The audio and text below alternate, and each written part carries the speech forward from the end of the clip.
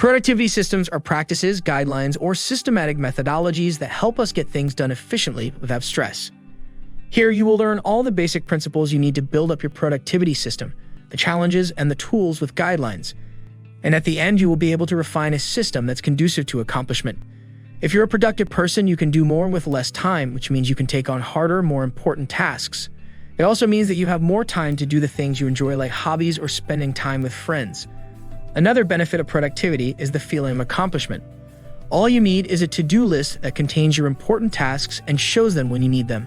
A glance in the evening before you go to bed should show you what needs to be done the next day, and when the next day begins, you get straight on doing the work that matters. A to-do list manager should filter out the unimportant tasks, so what you see are the important tasks. When you create a to-do list that does that, you dramatically increase your productivity. If the system you create involves a lot of maintenance, you are not going to be productive. You need to create a system that collects everything easily, where organizing what you collect can be done in 20 minutes or less at the end of the day, and the rest of the time it stays in the background, only showing up when you have done your 1 or 2 most important tasks for the day. What matters is that you are doing the work that takes you forward daily. To do this, you need to be able to see what tasks will have the biggest impact on your important projects and goals. When you fill your to-do list manager with unimportant tasks, they quickly drown out the tasks that would move you closer to achieving the goal, and give you a false sense of being productive when in reality you are just running around in circles.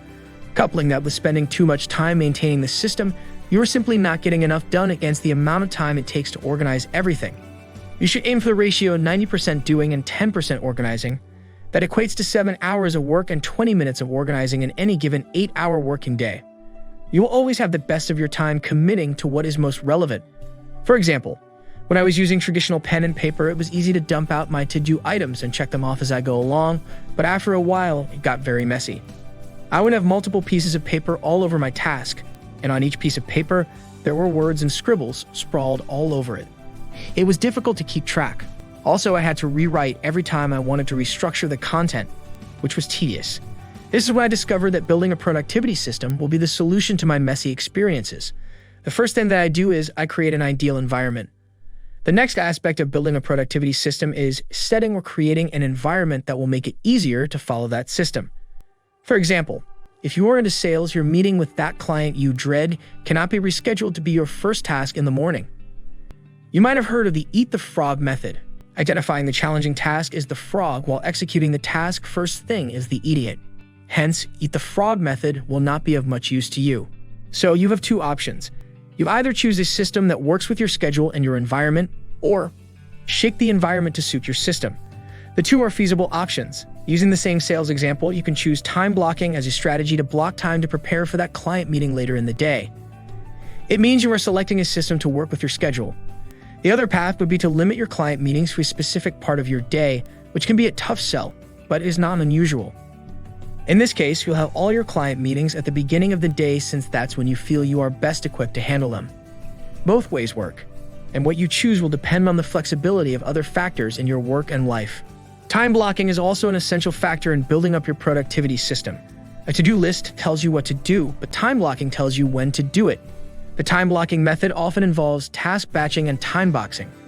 This simply means batching similar tasks into dedicated blocks of time to reduce context switching and multitasking.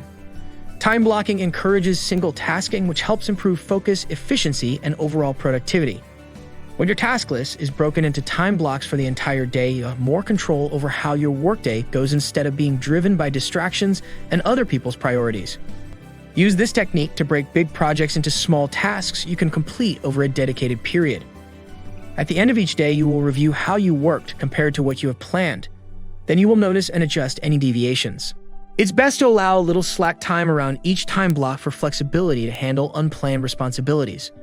Unlike the Pomodoro Technique, the Pomodoro Technique is a time management technique that also manages energy levels and focus. It typically goes like this: 25 minutes of intense work on the task at hand, and then a 5-minute break to rest or attend to smaller tasks. You repeat this 4 times and then take a longer break of 15 to 30 minutes. Pomodoro is an excellent add-on to time blocking, especially for people with short attention spans. You're more likely to work harder and complete a task when you know there's a break around the corner. Use this technique if you're easily distracted or inundated with requests during the workday.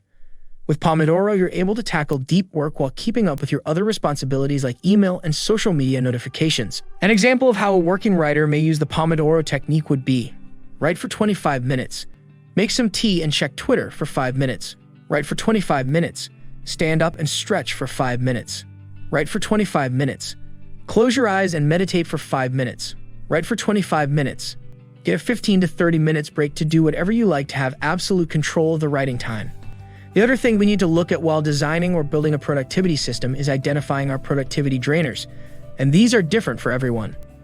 For example, not everyone struggles with procrastination and challenging tasks, so pushing the Pomodoro technique on them would not be very helpful. Instead, they need something along the lines of the Eat the Frog method, where you do the most essential yet challenging task first thing in the morning. So start by first identifying your productivity drainers and then choosing a system that works best for you, instead of choosing a system just because it worked for someone else. A few years ago, my first work activity for the day was to check my email. Maybe something important has happened and the people who have contacted me need a response, I thought. But over the years, I have observed how email is one of the biggest productivity barriers after the phone. If you check your email first in the morning, you'll find yourself pulled into a task someone else expects you to do. Don't let that happen. Take control of your time. Spend the first 1 hour of your day moving one step closer to your long-term goals, no matter what they are. You could pick either working on the most difficult task first, or working on a few easy tasks to warm you up. The approach you choose hardly matters. What's important is that the early hours of your day are spent on goals that you care about. After I finish planning my day, I spend the first 20 minutes drafting content and another 20 minutes putting words on paper. That is, for me, it could be whatever you cherish to do. Don't break the chain is a productivity method for maintaining consistency and motivation with long-term goals, like learning a new skill or building a new habit.